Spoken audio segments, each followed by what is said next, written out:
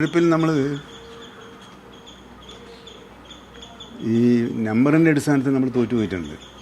ഭൂരിപക്ഷം ന്യൂനപക്ഷം എന്ന നിലയിൽ വരുമ്പോൾ പല പഞ്ചായത്തുകളിലും 1-2 സീറ്റിൻ്റെ വ്യത്യാസത്തിന് പഞ്ചായത്തുകൾ നഷ്ടപ്പെട്ടിട്ടുണ്ട്. പക്ഷേ അതൊരു സൂചികയായി തന്നെയാണ് കാണുന്നത്, അല്ലാതെ അതൊരു നിസ്സാരമായിട്ട് കാണുന്നതല്ല, അതൊരു സൂചികയാണ്.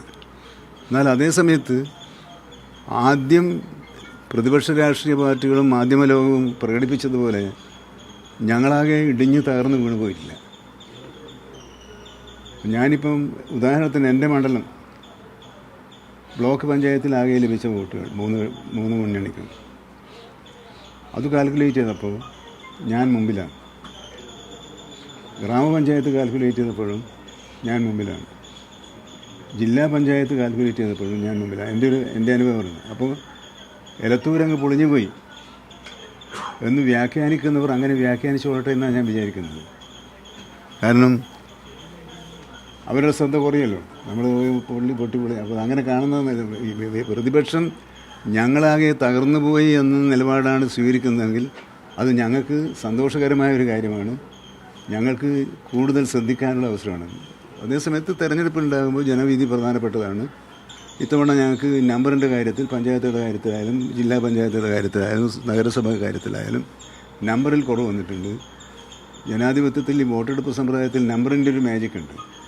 51% നേടിയവരല്ല ജയിക്കുന്നത്. 35% വോട്ട് നേടിയവരും 28% വോട്ട് നേടിയവരും ജയിക്കുന്ന ഒരു കളിയുണ്ട് അതിനകത്ത്, നമ്പറിൻ്റെ കളി.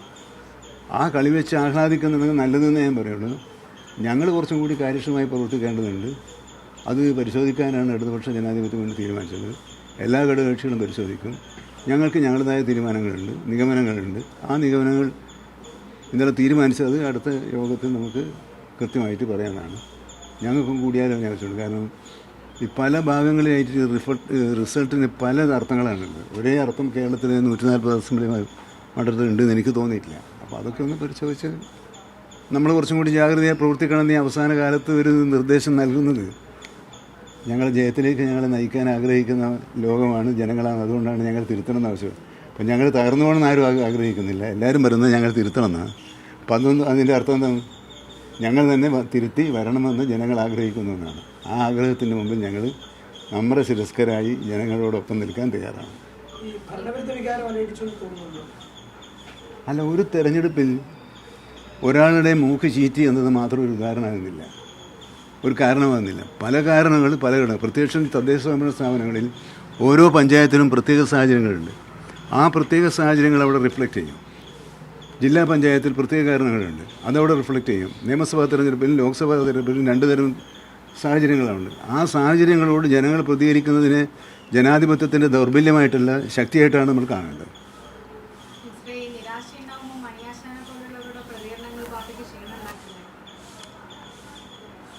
അതെങ്ങനെ ക്ഷീണം ഉണ്ടാകുന്നത്? എൻ്റെ അഭിപ്രായമല്ലല്ലോ മുന്നണിയുടെ പൊതു തീരുമാനമായിട്ട് വരിക. എൻ്റെ നിലപാടല്ലല്ലോ മുന്നണിയുടെ തീരുമാനമായിട്ട് വരിക. മുന്നണി എന്ന് പറയുന്നത് ഇതെല്ലാം കേട്ടിട്ട് എന്നെയും കേൾക്കും, മണിയാശാരിയും കേൾക്കും, നിങ്ങളെയും കേട്ടിട്ട് നിങ്ങൾ വിരുദ്ധ അഭിപ്രായം പറഞ്ഞ ഒരുപാട് പേരില്ലേ. അപ്പോൾ നിങ്ങളുടെ ഈ ശബ്ദവും ഞങ്ങൾ ശ്രദ്ധിക്കുന്നുണ്ട്. എന്താണ് നിങ്ങളുടെ ഭാഗത്തു നിന്നുള്ള പ്രതികരണം? ആ പ്രതികരണം കൂടി കണക്കിലെടുത്തുകൊണ്ടാണ് ഏത് രാഷ്ട്രീയ പാർട്ടിക്കും മുമ്പോട്ട് പോകാൻ കഴിയുള്ളൂ. അതൊരു ജനാധിപത്യ പ്രക്രിയയാണ്. ആ പ്രക്രിയയിൽ നിന്ന് നമ്മൾ മാറിപ്പോവില്ല.